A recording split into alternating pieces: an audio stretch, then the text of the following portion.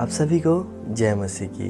मैं प्रभु यीशु मसीह के नाम से आप सभी का स्वागत करता हूं और मैं आशा करता हूं कि आप सब आनंदित हैं। प्रियो, आज हम परमेश्वर के लिए, परमेश्वर के भवन के लिए या परमेश्वर के लोगों के लिए बहुत सारे कार्य करते हैं। जैसे कि संडे के लिए, आराधना के लिए दरी बिछाना हो या चर्च को साफ करना हो और भी बहुत प्रकार के कार्य।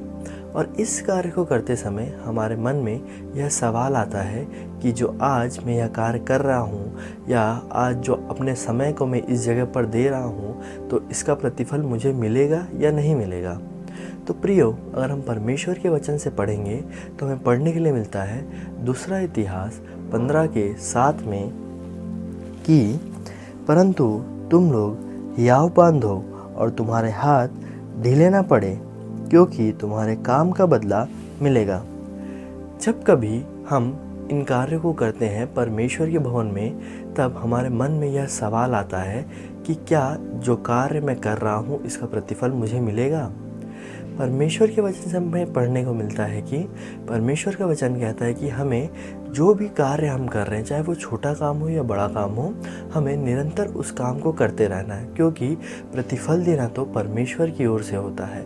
और इस चीज़ का प्रतिफल जो आज हम अपना समय या अपने कार्य को इस किसी जगह पर दे रहे हैं, परमेश्वर के भवन में दे रहे हैं या परमेश्वर के लोगों की सहायता करने में दे रहे हैं, तो उसका प्रतिफल भी हमें सही समय पर परमेश्वर की ओर से मिलेगा। अगर हम देखें कि जिस प्रकार मज़दूरों का दृष्टांत अगर हम पढ़ेंगे तो जो मज़दूर सबसे पहले आए थे और जो मज़दूर सबसे आखिरी में आए थे खेत में कार्य करने के लिए, उन सब को बराबर का ही हिस्सा मिला था। इस दृष्टांत से हम यह भी सीख सकते हैं कि परमेश्वर के राज में कोई भी काम छोटा या बड़ा नहीं होता, चाहे वो दरी बिछाना हो या परमेश्वर के वचनों को प्रचार करना हो या लोगों को आराधना कराना हो। हर कार्य का एक ही प्रतिफल परमेश्वर हमें देंगे। हमें कभी भी यह नहीं सोचना चाहिए कि परमेश्वर के भवन में सिर्फ दरी बिछाने से ही मैं हमेशा ऐसा करता रहूँगा और इसका प्रतिफल मुझे मिलेगा या नहीं मिलेगा। क्योंकि अगर हम परमेश्वर के लिए छोटा कार्य भी करते हैं तो उसका प्रतिफल परमेश्वर हमें देते हैं, क्योंकि परमेश्वर का वचन कहता है कि तुम अगर इन छोटों में से किसी को मेरे नाम से एक गिलास पानी भी पिलाते हो तो उसका प्रतिफल भी परमेश्वर हमें देंगे।